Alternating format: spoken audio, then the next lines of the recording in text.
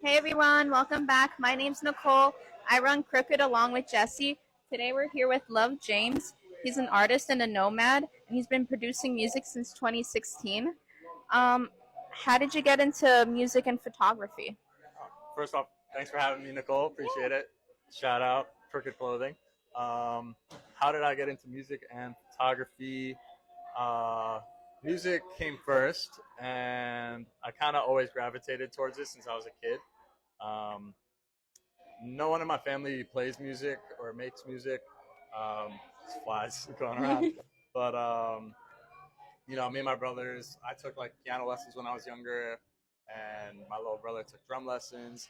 Didn't really stick with it though, but I just like loved making melodies and creating songs. Like once I knew that that was a thing, I was just obsessed with it and would always just write stuff and record it. And as I got older, I guess in middle school, high school, a neighbor of mine named Blake Foster, makes awesome music. He was into music production, and I knew I already had like melodies and stuff that I've written on guitar and piano. So we kind of just meshed, and that's how I learned how to produce and all that. Always loved it. Photography was a little different. Didn't really come around to it until I think like 2 years ago when I was at a Goodwill and saw like a little film camera for $3, which I still have to this day, and I use it all the time. It's a great camera, surprisingly. Um, and Yeah, I just would just take it out and just like take pictures of random things and my friends and whatever. And then I really got into street photography. Um,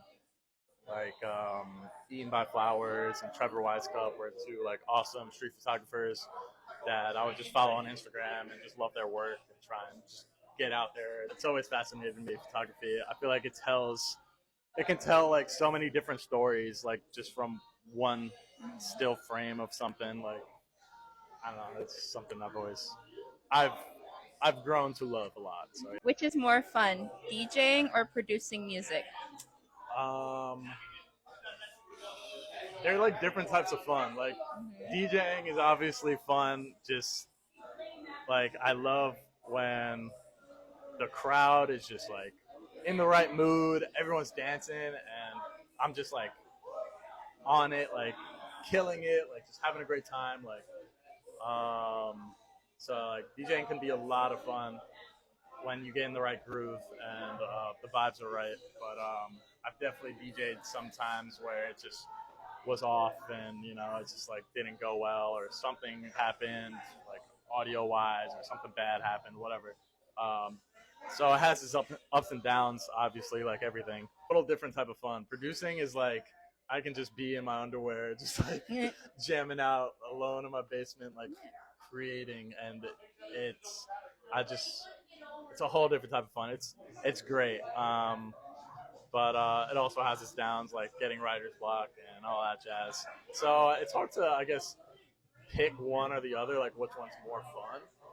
Um, I would say, end of the day, if I had to choose producing, I would be like, all right, I'll just stop DJing because I just love making things. How was Love James started? Um, Love James was a name I came up with. I want to say it was I forget. I have like the note on my phone. So pretty much what happened was I was planning to start releasing music as a solo artist because before my solo stuff, I was in a group. It's collective Recess Radio, um, and I really just had some songs that I would just write on my own, and I wanted to release. So I was like, all right, I don't want to go by my government name. I was just like, my government name's alright, but like I was just like, I want something a little different. I don't know, something interesting. And I just remember opening the notes app and just I started writing just a bunch of names that just like came to me off the top of my head. And most of them were really bad, like just like trash names. Like no, I don't even remember them, but they were just not good. Um, but then I was like, oh, my middle name's James. I kind of like that. And I wrote like a couple different ideas, and then I wrote Love James, And I was like, oh, that's it. And I was like, that's the one. And, When did you start doing silent discos for Space of Balance? um, I actually looked back because I wasn't sure, but it was 2 years ago. We did the first one. It was August. I think it was like August like 30th or something like that. I forgot the exact date, but it was 2022 in the summer, and it was like a back-to-back with me and my friend Kevin Wonderless Beats. Check him out. Fire beats for any rappers or singers that are looking for beats. He has an awesome YouTube channel. But yeah, Danny and Allie, the two girls that run Space Balance, are awesome. Um, we've been me and Danny went to like high school together, so we were just always friends.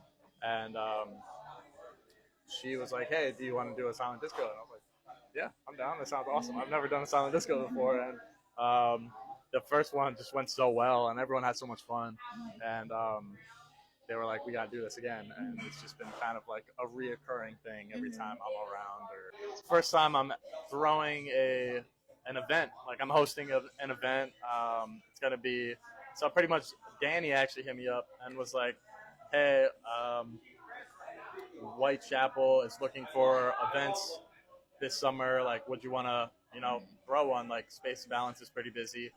And she pretty much just handed me this opportunity to like do whatever I want. And first thing that came to mind is like artist showcase. I was like, I would love to just, get dope artists from around the area and give them a spot to just perform and, kind of show what they've been making and give them the opportunity to perform in front of like a crowd. So I was like, I want to do that. Then the open deck thing came after. I was like, for like anyone that wants to DJ, they can come through and DJ. So I'm really looking forward to that. That's in 2 days. As for like later in the year, I guess I don't really know. I guess just putting out more music. Yeah, I have a ton of unreleased music that I really like, and I'm really excited to release and hear what people think about it, and also make more music and videos and photography and all that jazz. So yeah. And lastly, how do you stay motivated despite having competing priorities? Um, I've always been kind of, I guess, um,